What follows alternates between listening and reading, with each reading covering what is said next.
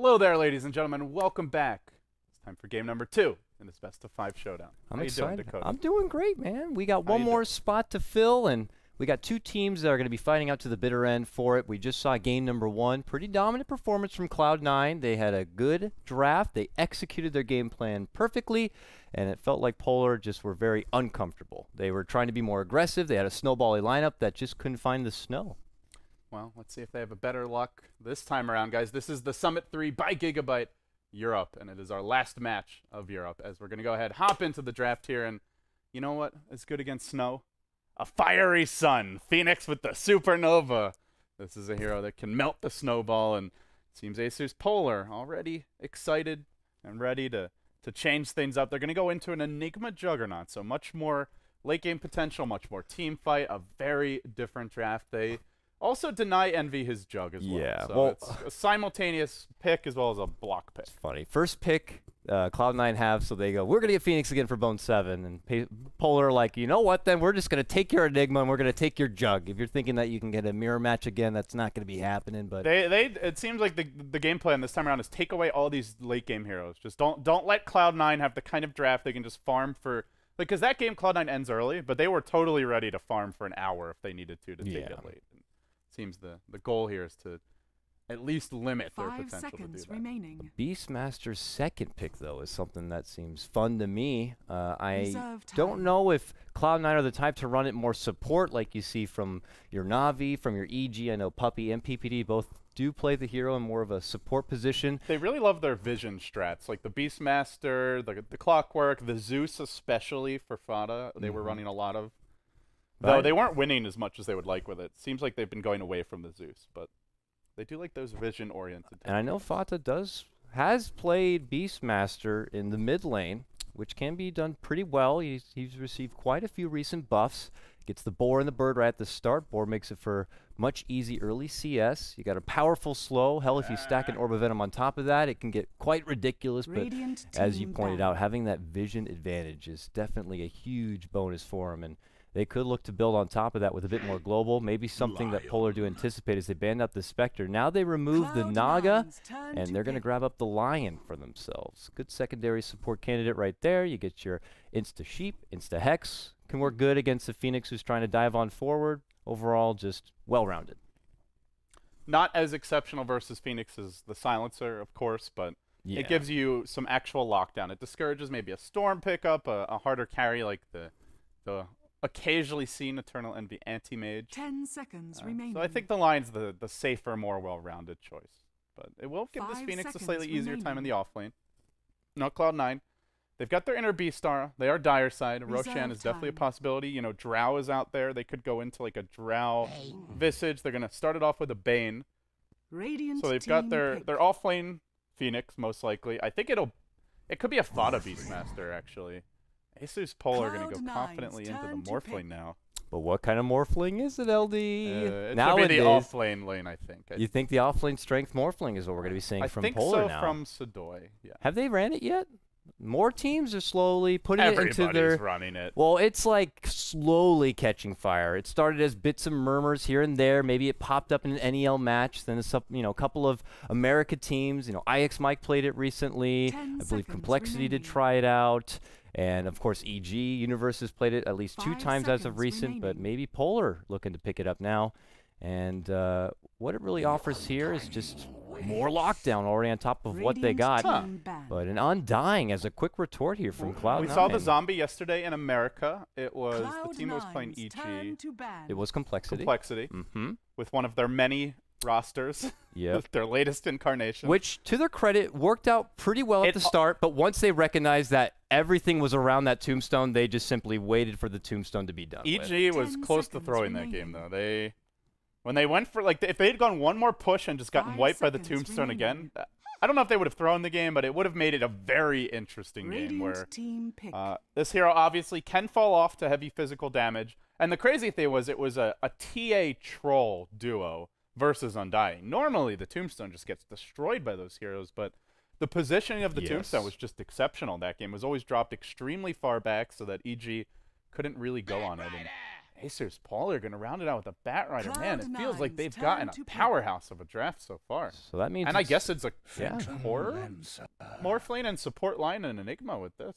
And then So yeah, offlane Morphlane, maybe Bat Rider mid, or no, Illidan Morphlane. yeah, it's old school. It's going more traditional, agility carry Morphling here. Gee, Jug versus Beastmaster, so they're anticipating the Beastmaster mid. Man, I feel like Asus.Polar got some exceptional heroes this game. Yeah. Loving this draft. Though I'm not, the safe lane Morphling versus a PL, if it goes late, that's a lot of mono burn versus a Morphling, something that Illidan could struggle against, but he's got great backup with the Juggernaut Enigma Bat Rider. A lot of heroes that can make plays around the map. You can say the same, though, I believe, for Cloud9 here. Do you think they're going to be just running more traditional lanes? Whenever I see an Undying pop up, I can't help but throw out the casual. Maybe they go more aggressive with it, more of an aggro kind of a get-up to really take it back to someone like Illidan. Do they want to go aggro try, like PL Undying Bane? Yeah, Morphling is usually at his weakest when going against that kind of a pressure early on. I mean, for both forms of Morphling, too, Strength or Agi, their laning phase is not that great. Whether it's the offlane Strength Morphling, you're just there to soak up XP. Every little bit of CS you get is just kind of an extra bonus. And then for more your agility core Morphling, they do not do well with early pressure. So okay, it looks like dual lanes maybe with the Undying Phoenix, and it is a support Phoenix worth mentioning. It's mostly been the core Phoenix for this team. Bone 7 normally handling it in the offlane, but this time around, not the case here, Dakota. Well, let's go ahead. It's game number 2. We're going to introduce the teams. Cloud9 on the Dire side. You've got Bone 7. Playing your Undying. Big Daddy this time will be handling that fiery bird. You've got Misery on the Bane, one of his, I think he's the most impressive Bane player in the world. Eternal Envy on the Phantom Lancer, and Fada will be playing your Beastmaster as they move into the Dire jungle. They were scouted, or the Radiant jungle. The Dire team was scouted out here by a Radiant Observer ward. Nice little ward there. Cloud9 trying to slow down the Enigma, something we did not see from Asus.Polar last time around, and I feel it kind of came back to haunt them. They haven't put a ward down yet, have they, though? Doesn't look like they're blocking anything just the quite one yet. ward over here. And there's pings out from Polar, anticipating maybe the magic bush ward, but they don't have any wards on hand. They're just kind of standing there. I don't know if they're going to look to do it with their bodies instead, but they haven't really done anything to stop the camps. But regardless, we'll wait it out as the horn does sound. Radiant side, it's Asus.Polar down 1 game already in this best of 5. Sodoy on the bottom, he's going to be playing your Bat Rider. Nearby, we got Lil on your Enigma. Up at the top, you can see G, who's going to be playing your Jug, and that will leave right over here FNG playing your support Lion, and none other than Illidan, who's going to be playing your mid lane core Morphling. Solo mid morph up against the Beastmaster. Should have a decent time of it here early on. The bottle already coming out for Fada as he is rushing it. Illidan going to hang back, delivers that extra set of tangos, so has plenty of regen to work with here in the lane. Will be just looking to get as much CS as possible. Not likely to move around too much. I mean, I imagine it's just going to be the traditional one-position Morphling. I would love to see a Morphling get a little more farm priority and then still play that like ganker style and make it work with the Strength Morphling, but I kind of doubt we're going to see that this time around. You need someone to dish out the damage, and offlane Jug may not be able to get the job done. For now, Sodoy trading blows with Big Daddy. So there's going to be a dual lane here. Undying Phoenix, but they're up against the Bat Rider. So Asus.Polar have anticipated this very strong, aggressive dual lane, and they move into their Jug Lion top. Although FNG not getting a favorable trade here. Misery brings him down below half HP already.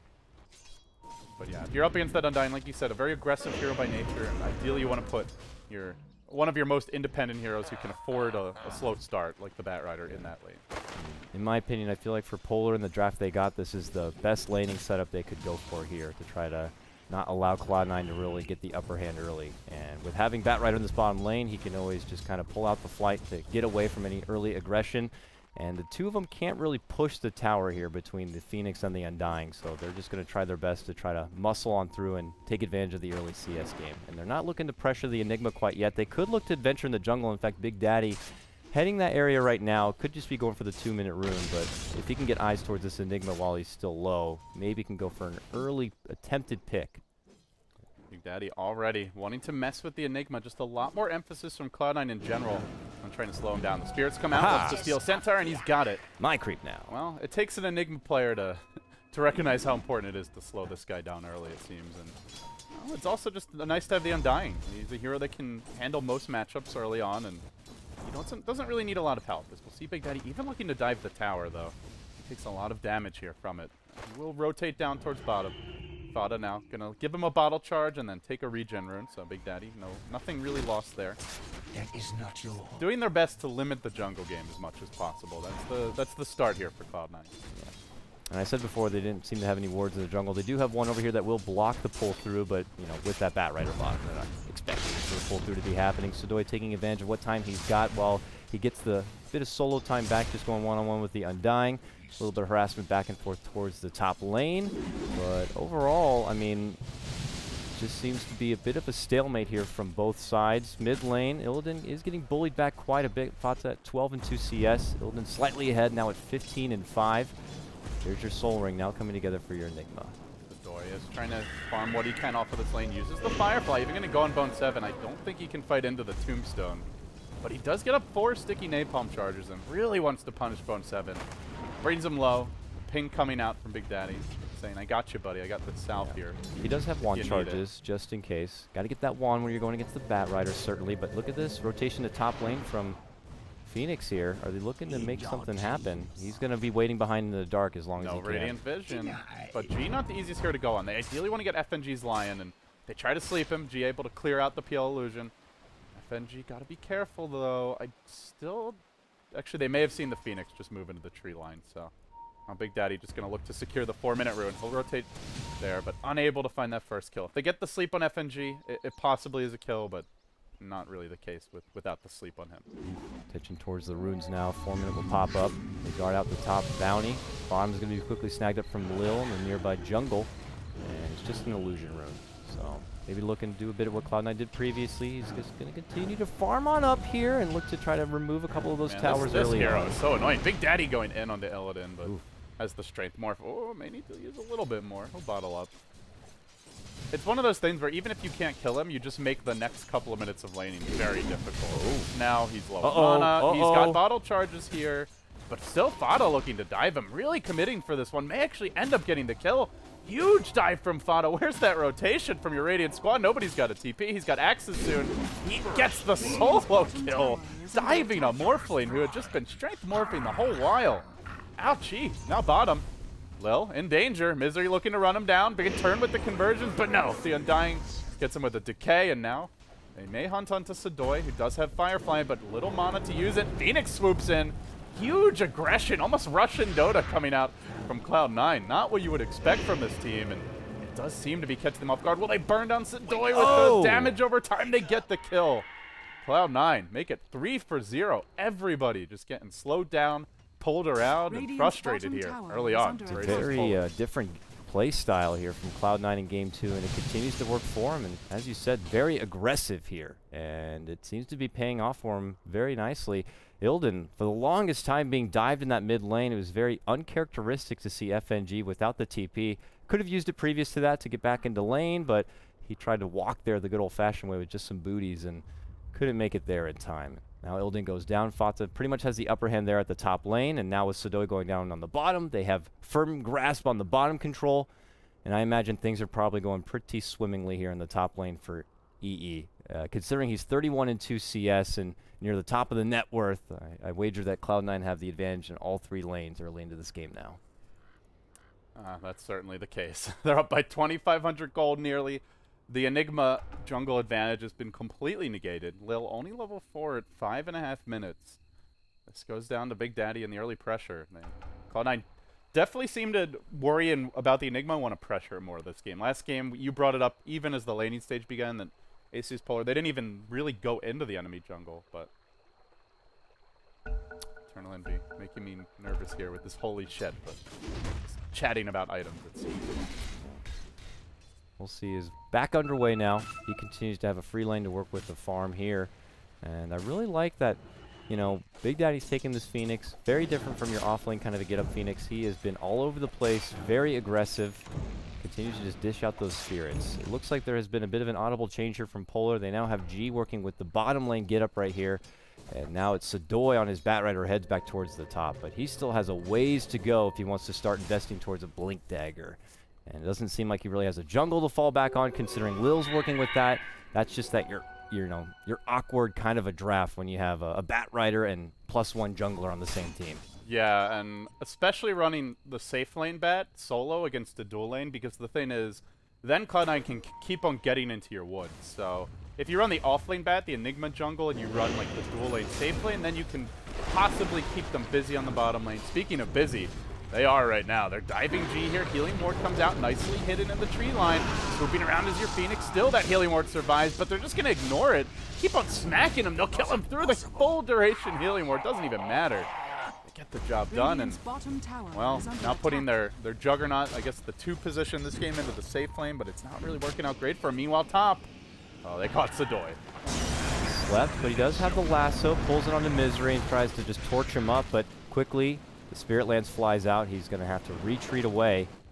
Very weak and wounded with no more regen. He's going to have to take the long flight back to base to heal on up. And you could just see Cloud9 punishing Polar for maybe their bit of early greedy lineup here, knowing that this Morphling can't really participate in fights, not until he gets those +1, +2 big items underway.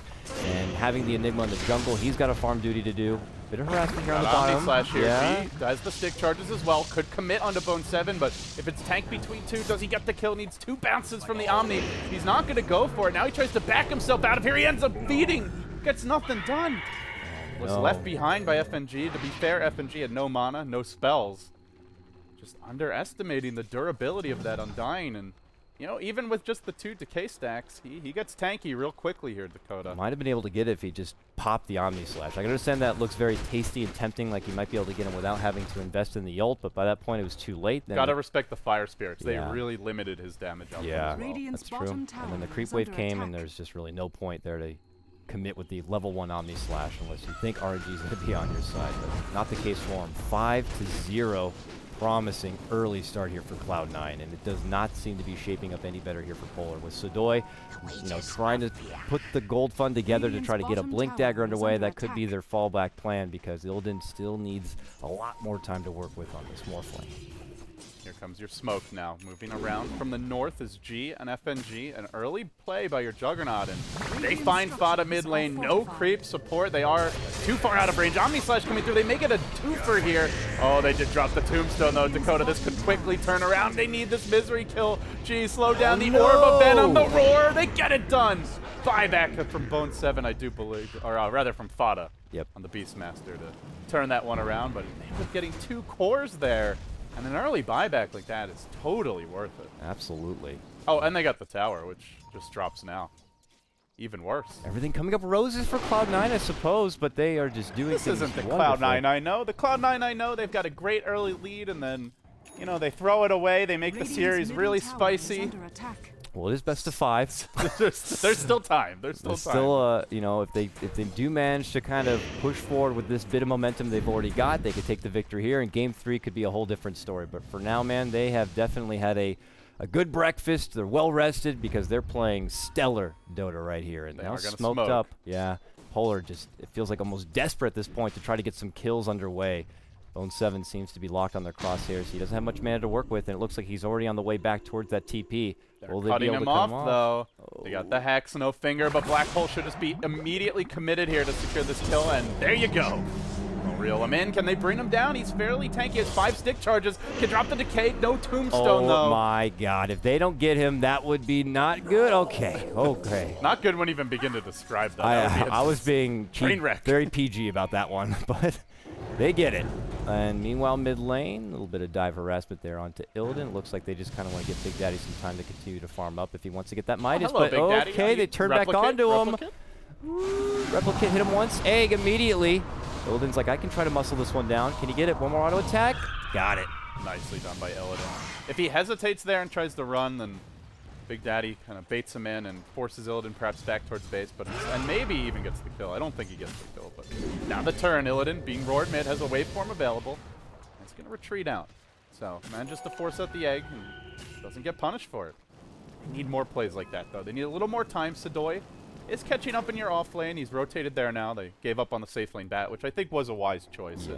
It seemed like it was hurting Lil as much as it was the Bat Rider, and they didn't have any stacks waiting for him, but he's getting close to the Blink Dagger, Dakota. And as good as the laning stage looks for Cloud9, I feel their draft is the kind that has to be ahead. Oh, FNG in trouble as they make the committed dive here. There's one rotation to come from Illidan, but it might be too late. It will be. FNG goes down. Illidan's here now, right into the tombstone, wants to push forward, knows that the egg is on cooldown, but now he's in trouble. Fata moves on forward. Illidan has nowhere to go. The beam comes out. Will they be able to evaporate the Morphling? They will. He goes so down. Slow. He's got the boar slowing him down, the orb of venom, decay stacks piling up, the beam just laying into him, and middle tower man, they have so many tools to kite this Morphling. He feels like a pedestrian trying to walk down the highway right now. It's just not going to happen. Can't keep up with the cards. All right, they're going to push. This is what Cloud9 want to be doing, though. Yes. Keep the pressure up. It looks like an early Necro book for Fada. This is a lineup that really needs to push the tempo as much as possible. They have the PL to give them some late game. By the way, Eternal Envy going for this build again, which we've not seen from many other PLs. He, I think, takes a lot of points and stats, doesn't even level up the Doppelganger or Phantom Rush too often, but gets the early BOTs coming out, and already level 9, only 7 skill points actually put towards abilities.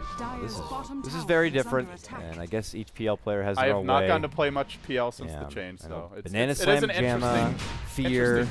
Yeah, they each have their own way of doing things. Some put more into the Doppelganger. The main thing is if you want to go early Boots of Travel so you can be more active around the map, you do need some stats. And obviously, if you get the Treads, the Aquila, those types of items, you already have stats, even your Manta Diffusal, but going straight into your Boots of Travel leaves you very squishy if you don't. Here comes Misery, though. Perfect position to set up. They're going to swoop in. Now the egg comes out. They can drop the zombie house and see you later. Asus, run the hell away. Roar was chucked out there. Hit something besides it here. Oh, no, actually, they end up getting low. This could be good timing for Cloud9 if they're able to finish out this Roche. Misery will have Brain Sap available. Nice Scepter, though. Decay coming out. Bone 7 so tanky.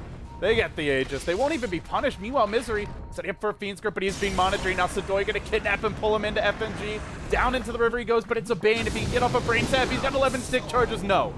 No hesitation there. They're going to blast him away with the Morphling. Still, Illidan, not worth it if he goes down, and it looks like he will. The chase comes on. The apocalypse is upon Asus for now. Again, the Yule Scepter. Not enough to save Bone 7 this time around.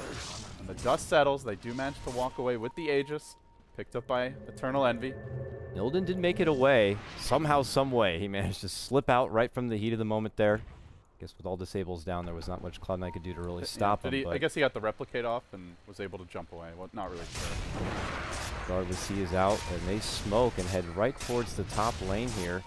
And touching base with Sadoy, he does have his Blink Dagger ready to go, but there's the Fiend's Grip. It will connect, and look at that, Boots of Travel. There's the reason he got the ruby red shoes right there, LD. He could just go show up at a moment's notice right on top of that bird, provided from Fata. And they get that quick and easy kill right there, and now that is going to be a Necro Book picked up here from Fata.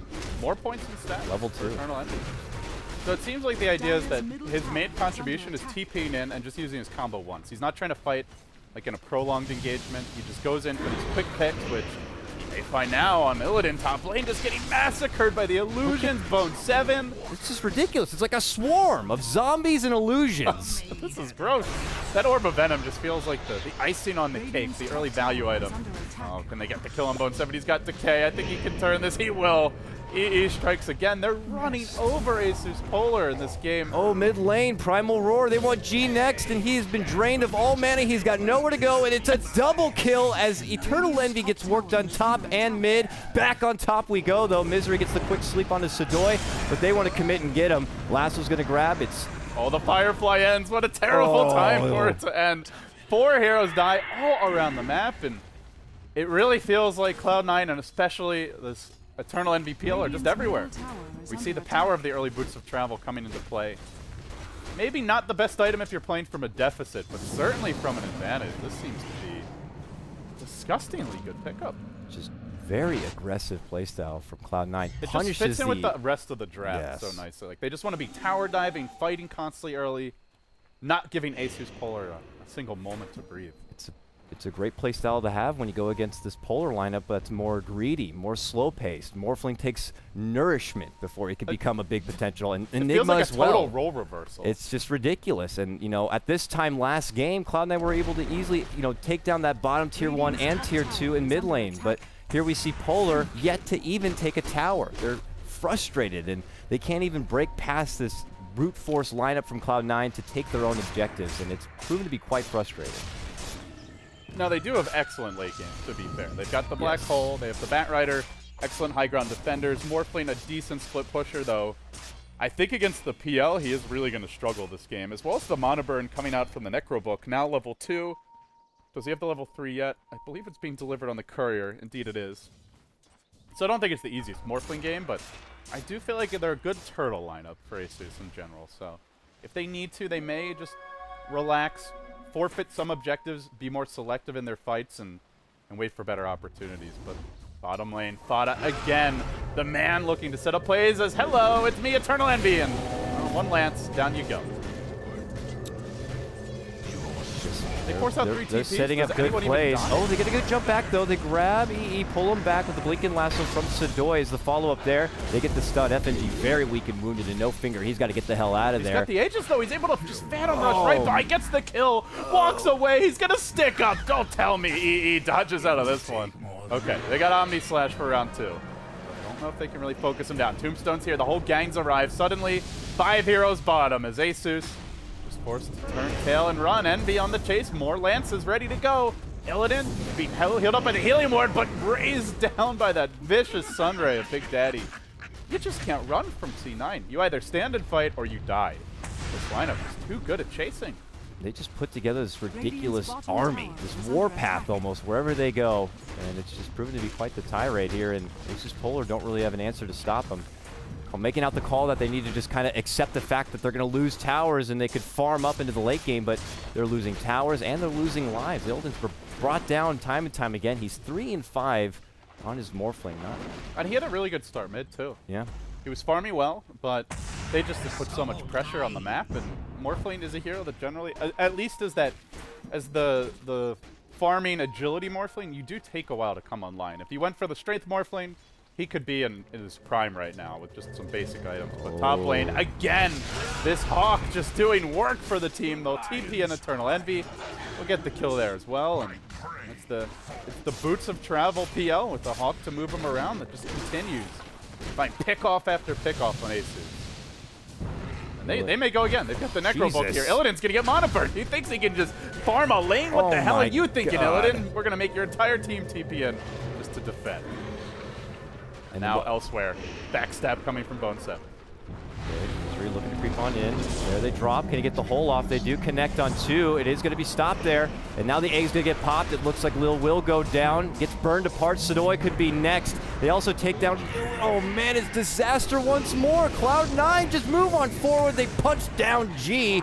And suddenly it's a 4-man drop, and Cloud9 stands strong. They're going to be able to easily wipe out this Tier 1 tower. And I think they're just going to continue to dominate here. We could see a quick game 2 at this rate. They're just getting zerged. Cloud9 just... They got somewhere to be.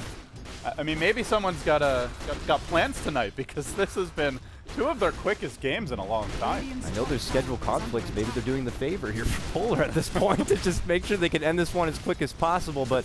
Yeah, it sounds like the ESL match may get either postponed or rescheduled to accommodate this. Regardless. But yeah, at this rate, they may be able to play at the scheduled time. I mean, Cloud9 have put a plan in motion both games now, and it has been thriving. I love the diversity in draft. We've seen them running a fairly similar strat a lot of their recent games with that Magnus Jug type draft, just the kind of the late game oriented ancient clearing type style. But another fight breaks out bottom. Tombstone probably ready to go. Here it is, and they're going to hunt Illidan already. Your Bat Rider lasso countered by an easy Yule Scepter. The Tombstone comes down. Fight's going to be over here for Asus. They got to turn tail and run, but no tail is trying to cut that tail right off. Hunting Illidan up onto the high ground, will be blasted away, but guess who's been left totally on his own? Blew his Omni Slash, got the Beastmaster, but gonna pay with his life. It's G. Run down. They're just getting herded like cattle, and soon they'll be brought to the slaughterhouse and finished off. I mean, just one Spirit Lance and then the Tombstone, and next thing you know, you got this army on your ass. Look at this, and the Sunbeam. What do? You can't do anything. It's like every 30 seconds, Cloud9 can just use another round of abilities and collect a kill. And there's just no way to punish them right now. They have just built up too much power for themselves, and Polar just don't seem to have a response. Now here they are, moving into high ground here at about 20 minutes in, taking this Tier 3 down to half life already. Thankfully for Polar, it's early enough that their death timers are low, that they can just come back and pull out a bit of a defense, but it is very apparent. They use all their ultimates there, yeah. you know? So it's rough. And now, Eternal Envy, now he's got his Eye of Scotty. He's got a lot of stats from skilling up stats as well as from this item, and he is going to begin taking some additional points in his other abilities, leveling up the Doppelganger. They'll make their go on mid. I mean, one of the rare times you don't see a Diffusal Blade picked up on your PL, but here we go, mid lane, Lasso, they get Fata here, they might be able to get a return kill for themselves, sapping away his mana, still alive for now. Has the bottle running charges. away, there they get him with the adaptive at the end from Illidan, secures that one. One kill. What feels like forever, but 1,500 gold. Very, very big kill for the whole squad. yes. Here they are now, still trying to take their first tower of the game. There's a lot of gold out there on the map for them to take if they can get to it, but I imagine with Cloud9 and how aggressive they play. Illidan gonna tank a grip. He just ran into this one. Flame Break comes in, will cancel that grip. Kept alive, but the egg gets dropped, forcing 3 heroes back. Lances being spammed in. EE surging forward. Zombies on the hunt. They're not done yet. He's gonna BOT onto a zombie. It gets canceled. Just a cute mechanic there to try and go for it, but he may just get this kill anyway. Phantom Rush comes in, the laser Illidan back towards the well. Omni gets one. That will be a decent trade again for Asus.Polar. These fights going a little bit better for them now. That's a 2-for-2 overall. Still that last bit of the skirmish, Cloud9 favored to a slight degree, but now Cloud9 G2A, they're going to look to push in that middle lane. Yeah, you can see that as time goes on, the Polar squad do get a bit more durable, so this big swarm, this Zerg rush that Cloud9 do have, it's not as easy to break through. It's still a powerhouse at this point, but here we go, another rotation in. Illidan just looking to clear out what is left of this C9 group here, but yeah. I mean, Polar do have the late game. It's just a matter of being able to kind of withstand and get there. In theory, they do, although I feel like that late game is going to be very slow to arrive. Yes. Because Illidan has had to go into a BKB, it seems, with this Ogre Club pickup. And although it's a decent BKB game, I mean, versus the Phoenix, the Phantom Lance spam, eventually the Diffusal Blade, this is not the item you want to be getting first on a Morphlane. If you see it first, it's usually because you're getting owned. Morphling can always turn that bits of strength into more damage, but then you risk being very frail. No, a casual Ogre Club, or maybe even goes, I mean, maybe Sanj and Yasha. I don't think that's the item that we're going to see out of Illidan, but I guess you never know. But yeah, if they actually force him to go into BKB, then Cloud9 G2A have really done their job. Yeah. Blink now picked up on Fata, as if the setup wasn't good enough as it is. Now he's able to be that crucial initiator to kind of lay down the fight setup. At a moment's notice, Lendy could just rotate in once more and get the party started. But for the first time in a while, looks like we have a bit of a calm here. Cloud9 are just going to continue to pressure out each lane, keep it across, because maybe they have eyes towards the Roche. Still has not been taken yet. Well, they can do it. They've got a lot of sustain, pretty tanky. But they don't want to be giving up freebie towers, not to this Asus draft is, well, they'll push in the top lane. The Polar squad trying to take a tower, get something out of this, and it will end up going down. Able to TP himself away. G gonna retreat out over towards his own jungle. Now they look to make the move. They got a 4-step on the Batrider. This is a good time to take a fight, but Big Daddy may be able to turn it with a Supernova. He's not gonna drop it. Just hit Omni Slash coming out. Now the egg deployed, but well, I guess he saves himself. Not able to save his buddy. With the 4-staff, it's a very slow one, but this is an item that can turn games. We've seen it many a time mid lane. Illidan out of mana. Almost finished off by Fata. They could go in for a black hole. They've got a Soul Ring at the ready, but again, it's the Phoenix chasing in the black hole too late. Big Daddy maybe goes down, but already has secured the Morphling kill now. They bring down the Lion. The hunt is on Lil. Surrounded, pounded, and brought down again. A wicked sick Eternal Envy arrives. Well, they just, the second that something's breaking out in the mid lane, they beeline it there to get involved. And they come in at a good time to be able to clean up from the backside, removing out FNG, taking those backliners out of the mix, and now they could just follow through, pushing now pressure onto the top high ground. Necro 3 out. This tier 3 tower looks to be going down here. Illidan has 20 seconds, does have buyback, but does not want to be forced to use it quite yet, so I don't know if they could stop him. They do have the glyph. They might be able to keep him away, but pressure on this melee Rax. Sadoy, 6 seconds for a lasso. Could look to set something up here. I think it looks like Cloud9 are going to take the safe road here and just walk away, as Illidan will come back. So back off, farm up this enemy woods, and So the item for Eternal Envy, we'll have to see what he wants, but if he wants to get that Diffusal Blade, he's just about got it. And if they want to just take a convincing fight and end the game now, this would be a great time to pick it up. There's no BKBs on the Asus side. And that Mana Burn will do maximal damage, and a lot of these heroes are very vulnerable to it. You've got 2 Int heroes, the Enigma, the Lion, and on top of that, the Morphling, who's heavily reliant on having mana. Yes. So I think that could be the choice here if they just want to close this game out quickly and cleanly. Yeah, they move towards mid.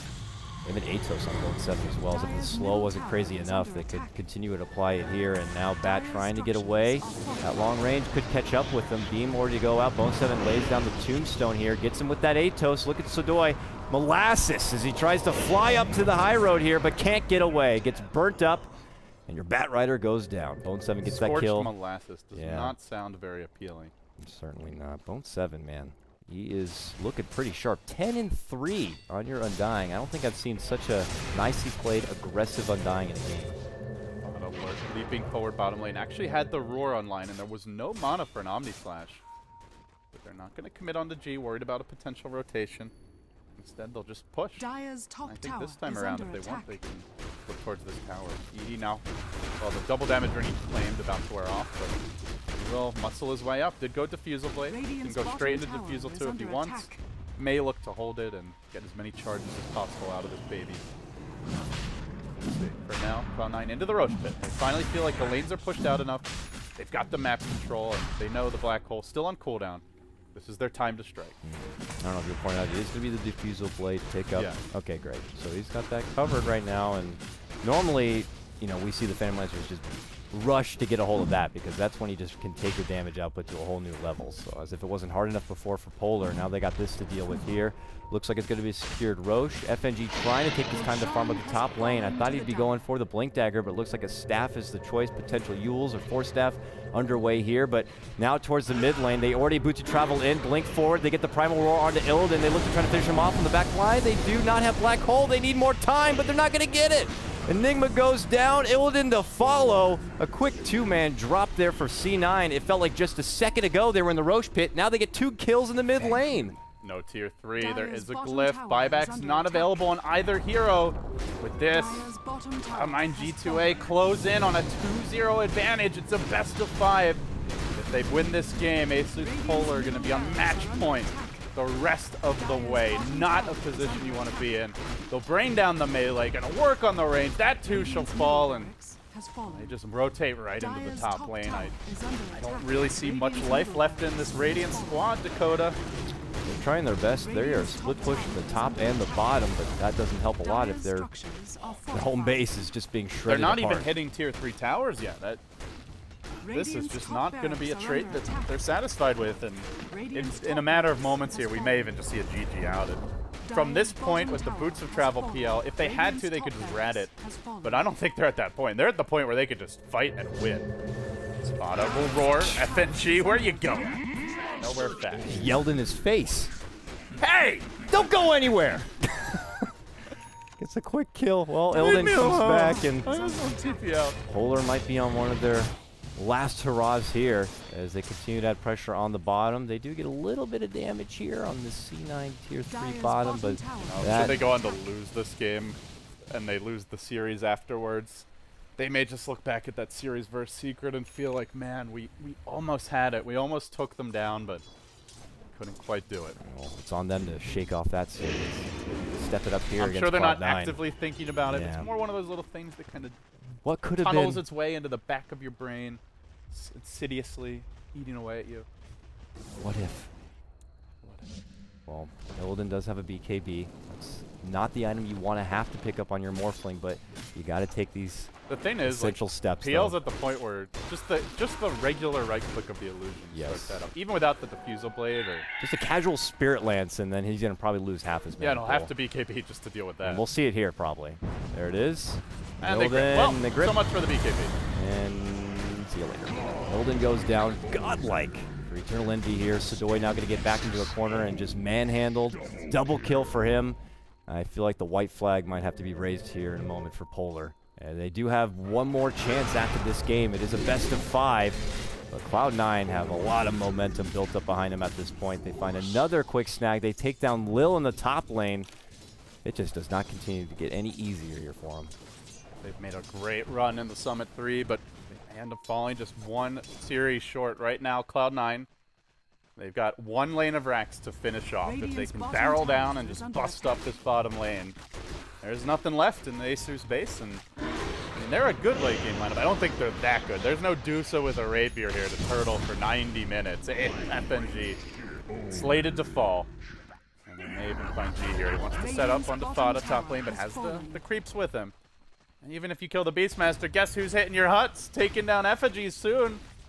Oh, the effigies. No, please. Mercy. No mercy right now. But that's what they want. G, maybe you can get a snipe here on the Fata. Look at it coming from behind. Has a new Scotty. Showing it off right here. Bang, boom, bong. I'm going to get you. Lumby's going to rotate. There is no roar available. Buyback is up. They will make their way onto Illidan. He does not BKB just yet. He's going to need to soon. Already the black hole. There you go. Maybe this can turn around. Age is still up. On Eternal Envy, though, he's got a round 2 to work with. And they've committed heavily for this one. Omni Slash thrown out, the black hole as well. And can they get him the second time around? They wanted the lasso, but Eternal Envy able to just phantom dodge away from that. And now throwing out lances onto Illidan. Out of mana, out of options. Walking back to the well. He ain't going to make it. Bone 7 to smack him down. The chase going towards the well now. Summer Soul also finished off, and Asus.Polar get blasted out of game 2, putting Cloud9 G2A on match point the rest of the series. 44-12, your ending score. Who would have thought that we would see dominance from Cloud9 in game 1 and now game 2? They just seem to kind of be putting together a good formula, and they just execute it the way they want, and there doesn't seem to be a hiccup along the way. Polar got to be scratching their heads at this point on what we need to do to pull this series back, because it's going to be match point now for Cloud9. All right, well, with that said, this is a best-of-5 series, guys. It's now a 2-0 advantage for Cloud9 G2A.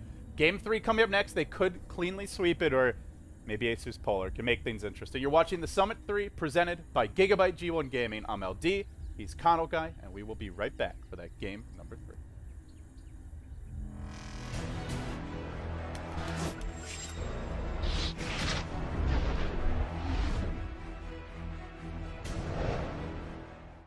I was actually one of the first people to sign up on Vulcan. It's a chance to not only win money, but do it in a way that's like really exciting. I entered in one $10 contest, was feeling a little lucky that day, and actually I won $400. When I tried out for the Caitlyn headshot one, that's only $10. I won $1,000. The prize pool is up to $1 million. Play on Vulcan, watch League, get paid.